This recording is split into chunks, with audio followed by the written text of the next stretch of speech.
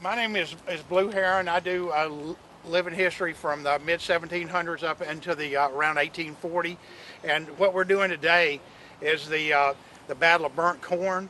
And what had happened by the summer of 1813, there was actually a Creek War had started in Alabama where the Red Sticks were actually going around.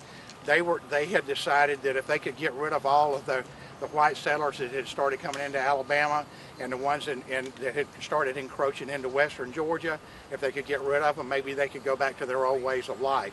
And so they're trying to get rid of all the white settlers that were in the area and also the Creeks, the Nationals that were transitioning over to we'll say, the friendly side with the Americans.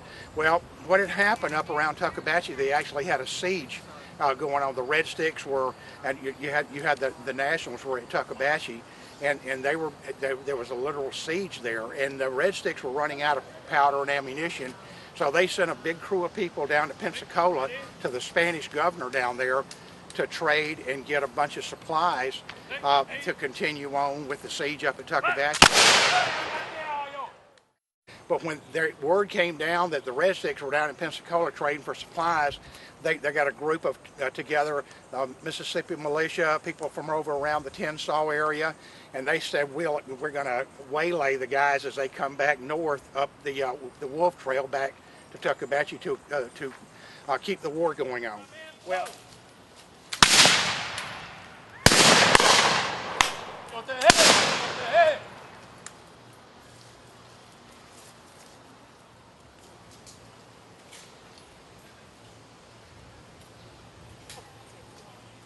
What happened, the militia actually found the Indians, and it was near noontime. They had stopped for a lunch break on Burnt Corn Creek, near the creek, and they had taken their packs off. Of course, they had a lot more stuff than we're going to have today, but the big thing they had was powder and lead to continue on with the war, and other supplies too they had got from the Spanish.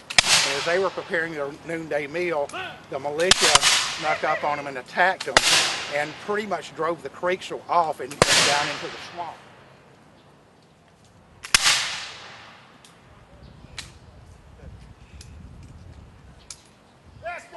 Well, as the battle ensued and the creeks started taking off, the militia started seeing all these supplies and stuff, and they said, "Man, this is great. We just get all this stuff." And so what happened? They quit fighting and they start grabbing stuff.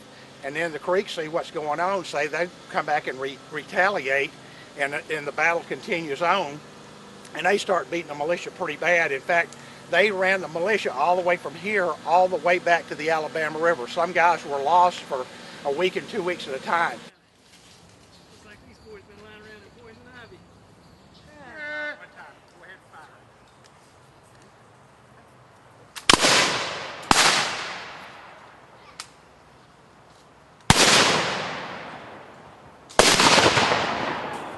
But that actually, this battle right here that you're going to see today started the Creek War in Alabama, called the Creek War of 1813 and 1814, and it lasted all through the winter of 1813.